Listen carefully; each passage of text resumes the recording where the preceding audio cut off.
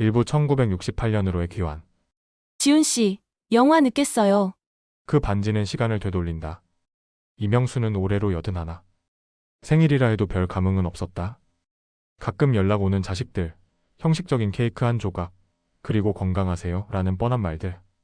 명수에게 생일은 축하받는 날이 아니라 지난 시간을 더는 붙잡을 수 없다는 걸 체감하는 날이었다. 하지만 올해는 조금 달랐다. 늘 스마트폰만 붙들고 있던 손자 지훈이가 조용히 다가와 손에 조그마한 상자를 쥐어준 것이다. 할아버지, 생신 축하드려요. 응? 이게 뭐냐? 그냥 재미삼아 하나 샀어요. 인터넷에서. 근데 리뷰에 신기한 반지라고 소원이 이뤄진다고 해서. 명수는 웃음을 터뜨렸다. 허, 요즘 애들. 그런 게 어딨냐. 에이, 그냥 장난이라도 한번 껴보세요. 상자는 조악하게 포장되어 있었지만 반지 자체는 꽤 묵직했다. 은은한 녹색빛을 띠는 고풍스러운 디자인. 어디서 본 듯한 문양도 있었다. 장난감 같기도 했지만 손가락에 끼워보니 이상하게 딱 맞았다. 신기하네. 내 손가락을 딱 재고 만든 것 같아. 명수는 그날 밤 반지를 낀 채로 텔레비전을 보다가 깜빡 잠이 들었다. 하지만 눈을 뜨자 세상은 전혀 다른 곳으로 바뀌어 있었다. 콧속을 찌르는 기름 냄새, 희뿌연 안개, 기차가 멀어져가는 철길 소리. 명수는 낯선 플랫폼에 서 있었다. 역 간판엔 오래된 서체로 영일역이라 적혀 있었고 주변 사람들은 반백색 고무신을 신고 있었다. 여인네들은 트윈테일의 체크무늬 치마를 입었고 남자들은 헐렁한 바지에 흰 러닝셔츠 차림이었다. 뭐지 이건 꿈이야? 그는 주위를 둘러보며 혼잣말을 중얼거렸다. 하지만 꿈이라고 하기엔 너무 현실 같았다. 손가락엔 여전히 반지가 끼워져 있었고 그 반지는 묘하게 따뜻했다. 그때였다. 역 건너편에서 누군가가 그를 향해 다가오고 있었다. 흰 블라우스, 체크무늬 스커트, 트윈테일 머리. 걸음걸이도 표정도. 그녀였다. 명수 씨, 또 멍하니 있어요? 얼른 와요. 영화 늦겠어요. 윤희. 잊으려 해도 잊을 수 없었던 그 시절의 그녀. 군입대 전까지 사귀었던 여인. 제대 후 찾아갔지만 이미 이사한 뒤였고 몇 년 전엔 병으로 세상을 떠났다는 소식을 지인을 통해 전해 들었다. 그런 그녀가 지금 바로 눈앞에 살아 있었다. 윤윤이야? 왜 그래요? 아까부터 이상해요. 어디 아파요? 명수는 숨이 멎는 줄 알았다. 그녀는 늙지도 아프지도 않았다. 그가 기억하는 그 모습, 그 웃음 그대로였다. 이건 꿈이야. 하지만 제발 깨어나지 않게 해줘. 그날 오후 두 사람은 오래전 데이트했던 길을 걷고 있었다. 문구점 앞에서 뽑기 기계를 구경하고 분식집에서 떡볶이를 나눠 먹고 한강 툭방에서 바람을 맞으며 웃음을 터뜨렸다. 윤희는 아무 일 없다는 듯 명수를 바라보며 말했다. 요즘 따라 명수 씨 말수가 줄었어요. 무슨 걱정 있어요? 아니 그냥 내가 있다는 게 그게 너무 신기해서. 또 그래요. 맨날 그런 말 하면 내가 진짜인 줄 알잖아요. 명수는 무의식적으로 윤희의 손을 꼭 잡았다. 살짝 놀란 그녀의 손이 떨렸다. 그 손은 따뜻했고 생생했다. 죽은 사람이 아니라 분명 살아있는 사람의 온기였다. 윤희야, 이 말 믿을지 모르겠지만 난 지금 2025년에서 왔어. 이 반지 때문이야. 윤희는 멍하니 명수를 바라보다가 피식 웃었다. 또 그 소리예요? 꿈이니 뭐니? 명수 씨, 나랑 결혼하기 싫어서 핑계대는 거 아니죠? 아니야, 진짜야. 내가 다시는 널 못 본다고 생각했는데 지금 이렇게 다시 만났어? 이 순간이 언제 끝날지 몰라. 그러니까 더 많은 걸 말하고 싶어. 사랑한다고. 그때도 지금도. 윤희는 잠시 침묵하다가 명수의 손을 꼭 잡았다. 그럼 약속해요. 이번 생이 아니라도 다음 생에도 나 또 찾아와요. 이번엔 도망 안 갈게요. 명수는 대답하지 못했다. 눈물이 앞을 가렸기 때문이다. 그리고 새벽 3시 기차역 위로 짙은 안개가 피어오르던 순간 반지가 다시 빛나기 시작했다. 윤희의 모습이 점점 멀어지기 시작했다. 팔을 뻗었지만 닿지 않았다. 명수 씨 다음엔 꼭 잡아줘요. 소리는 메아리처럼 사라지고 명수는 다시 2025년 자신의 낡은 소파에서 눈을 떴다. TV는 여전히 켜져 있었고 방은 조용했다. 하지만 그의 뺨엔 선명한 눈물 자국이 남아 있었다. 그리고 손가락엔 여전히 그 반지가 끼워져 있었다. 이후 다시 사랑하게 된 시간. 그날 이후 명수는 매일 눈을 뜰 때마다 두려웠다. 혹시 오늘은 다시 2025년으로 돌아와 있을까? 하지만 아침 햇살은 여전히 1968년의 따뜻함을 품고 있었고 라디오에선 이난영의 목포의 눈물이 흘러나왔으며 윤희는 늘 같은 자리에서 그를 기다리고 있었다. 오늘은 어디 가고 싶어요, 명수 씨? 윤희의 물음에 명수는 잠시 망설였다. 사실 그는 이 시대를 너무도 잘 알았다. 그땐 미처 몰랐던 장소들, 뒤늦게 알게 된 역사 속 시간들, 그리고 다시는 돌아올 수 없었던 기억들까지. 그러나 지금은 달랐다. 윤희와 함께라면 어디든 천국 같았다. 경성극장 가보자. 예전에 못 갔던 영화관. 거긴 요즘 표 구하기 힘들어요. 오늘은 운이 좋을 것 같아. 우리 줄 서서라도 보자. 둘은 종로 골목길을 나란히 걸었다. 길거리엔 분식 냄새, 멀리선 확성기로 한일 정상회담 반대 시위 소리도 희미하게 들려왔다. 시대는 혼란스러웠지만 명수의 마음은 차분했다. 오로지 그녀 윤희만이 전부였다. 영화관 안, 두 사람은 나란히 앉아 흑백 영화를 보았다. 화면엔 트렌치코트를 입은 남자가 여자에게 가지 마오를 외쳤고 극장 안엔 눈물을 훔치는 관객이 여럿 있었다. 윤희는 명수의 어깨에 살짝 기대며 속삭였다. 나 어릴 때부터 이런 장면 보면 괜히 마음이 아파요. 왜? 언젠가 나도 저렇게 누군가와 이별할까봐. 명수는 대답하지 못했다. 그 말이 가슴에 비수처럼 꽂혔기 때문이다. 그는 이미 알고 있었다. 이 시간이 오래가지 않을 것이라는 걸. 그날 밤 둘은 을지로 뒷골목 국수집에 앉아 저녁을 먹었다. 명수는 윤희가 좋아하던 멸치국수를 시켰고 그녀는 익숙한 듯 양념장을 슬쩍 더 넣었다. 명수 씨는 진짜 이상해요. 왜? 처음 만났을 땐 어설펐는데 요즘은 마치 날 다 아는 사람처럼 굴어요. 내가 뭘 좋아하고 무슨 말하면 웃는지 다 아는 것처럼. 명수는 젓가락을 멈췄다. 어설픈 거짓말은 통하지 않을 것이다. 하지만 지금 진실을 말한다 해도 그녀는 믿지 않을 터였다. 윤희야, 혹시 오늘 지금 이 순간이 마지막이라면 너 뭘 하고 싶어? 윤희는 국수를 멈추고 고개를 갸웃했다. 갑자기 왜 그런 질문해요? 그냥 생각이 나서. 그럼 당신한테 사랑한다고 듣고 싶어요. 예전엔 부끄럽다면서 한 번도 안 했잖아요. 명수는 숨을 깊게 들이쉬고 천천히 말했다. 사랑해. 지금도 예전에도? 그리고 다음 생에서도 널 사랑할 거야. 윤희의 눈가에 눈물이 맺혔다. 이거 꿈 아니죠?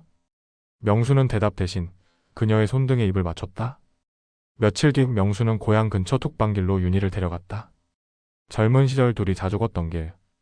강바람에 실린 냄새, 뽀얀 흙먼지, 그리고 갈대밭 사이로 지나가는 기차 소리까지. 모든 것이 그때와 같았다. 윤희는 갑자기 걸음을 멈췄다. 그리고 한참을 강물만 바라봤다. 명수 씨, 난 요즘 무서워요. 뭐가? 이 시간이 너무 좋아서 언젠가 끝날까봐. 아무 이유 없이 모든 게 사라질까봐. 명수는 그녀의 어깨를 감쌌다. 설령 그런 날이 오더라도 넌 내 마음속에 영원히 살아있을 거야. 그럼 우리 꼭 약속해요. 무슨 약속? 다음 생에 같은 시간, 같은 곳에서 또 만나기로. 그때도 날 이렇게 꼭 안아줘요. 명수는 말없이 고개를 끄덕였다. 이 순간을 영원히 간직하기로 스스로에게 맹세하며. 그리고 그날 밤 명수는 악몽을 꾸었다. 윤희가 안개 속으로 걸어가며 자신을 부르는 꿈. 그녀의 손을 잡으려 하지만 닿지 않고 결국 멀어져가는 장면. 잠에서 깬 그는 자신이 깨어있는지 꿈속인지 분간이 되지 않았다. 손가락을 보았다. 반지는 여전히 빛나지 않고 있었지만 묘한 예감이 들었다. 시간이 얼마 남지 않았다는 직감. 그는 혼잣말을 중얼거렸다. 제발 단 하루만 더. 하지만 마음 깊은 곳에선 알고 있었다. 이 기적은 영원하지 않다는 것을. 산부 이별의 조짐과 반지의 비밀. 그날 이후로도 며칠간 두 사람은 마치 약속된 연인처럼 행복한 시간을 보냈다. 하지만 명수는 느끼고 있었다. 하루하루 반지는 조금씩 묘한 열기를 품기 시작했고 손가락에서 은은하게 빛나고 있었다. 마치 시간의 끝이 가까워졌다는 듯. 윤희는 여전히 명수의 곁에 있었지만 어느 순간부터 이상한 질문을 하기 시작했다. 명수 씨, 우리 혹시 예전에 만난 적 있어요? 왜 그렇게 생각해? 가끔 이상한 기분이 들어요. 처음 보는 것도 아닌 것 같고 이 장소들도 마치 꿈에서 본 것처럼 익숙하고. 나 원래 이런 사람 아니잖아요.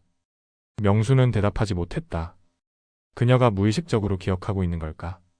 아니면 이기적 같은 시간 속에서 무언가 그녀에게도 각인이 된 걸까? 윤희야, 혹시라도 우리가 헤어진다면. 또 이상한 말 하네요. 왜 자꾸 그런 얘기해요?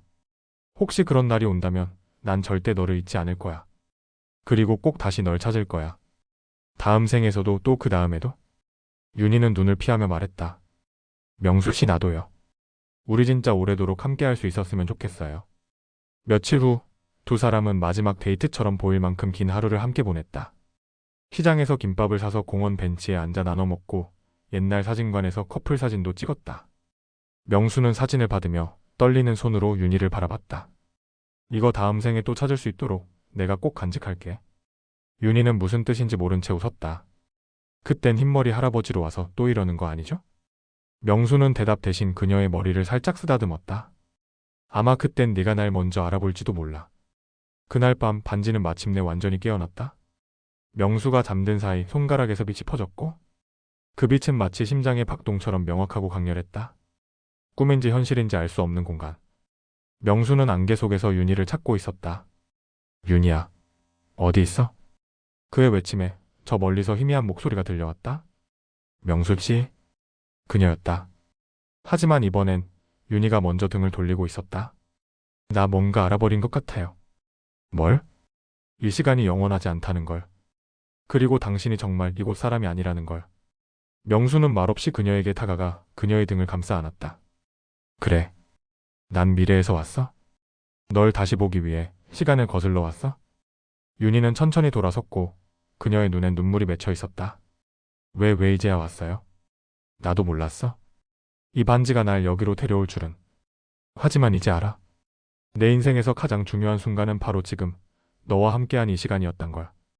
그녀는 떨리는 손으로 명수의 뺨을 만졌다. 그럼 이제 어떡하죠? 돌아가야 해. 하지만 약속할게. 어떤 생이든 어떤 시간에도 널 반드시 다시 찾을 거야. 윤희는 애써 웃었다. 그럼 명수씨, 이번 생이 끝나더라도 다음엔 먼저 와줘요. 내가 또 멀리 가기 전에. 빛은 더욱 강해졌고 윤희의 형체는 점점 투명해졌다. 명수는 다급히 외쳤다. 윤희야, 제발 가지 마. 명수씨 사랑해요. 다음 생에 꼭. 그 순간 모든 것이 사라졌다.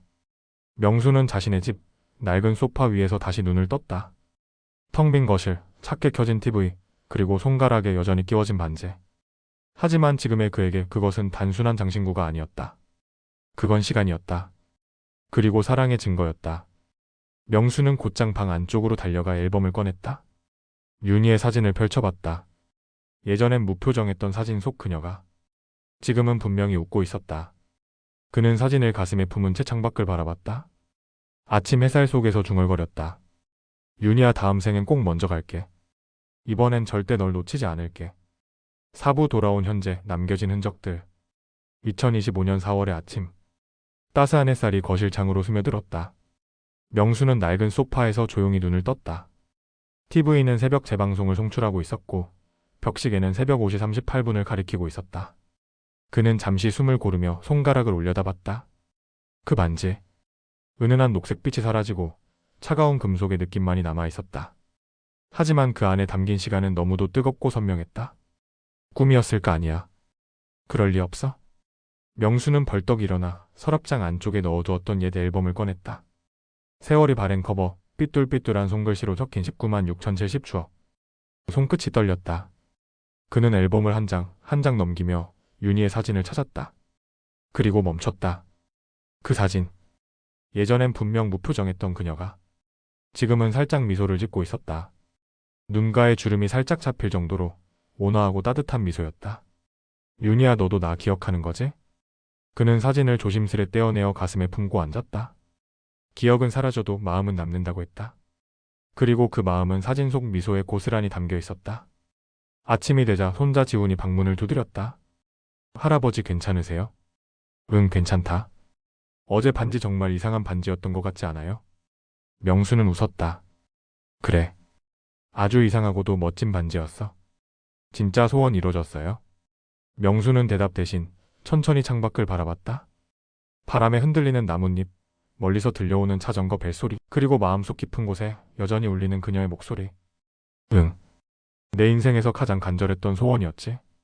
그리고 정말 이루어졌단다. 지우는 무언가를 더 묻고 싶었지만 그 말에서 모든 걸 느꼈는지 고개를 끄덕였다. 그리고는 조용히 말했다. 할아버지, 그 반지 제가 보관할게요. 나중에 꼭 필요할 때 제가 또 드릴게요. 명수는 조용히 웃으며 반지를 건넸다. 그래. 그때가 오면 꼭 다시 껴보자. 밤이 되자 명수는 다시 창가에 앉았다. 한 손엔 윤희의 사진을, 다른 손엔 조용히 녹슬어가는 시계를 들고 있었다. 세상은 변했고 사람들도 달라졌지만 그의 마음은 여전히 1968년 그 봄날에 머물러 있었다. 다음 생에도 널 찾을게. 이번엔 절대 놓치지 않을 거야. 눈을 감은 명수는 조용히 입꼬리를 올렸다. 그리고 속삭였다. 윤희야, 나 지금도 널 기다리고 있어. 다시 만날 그날까지 조금만 더 살아볼게. 에필로그 다시 시작되는 이야기. 10년이 흘렀다. 명수는 더 이상 세상에 없었다.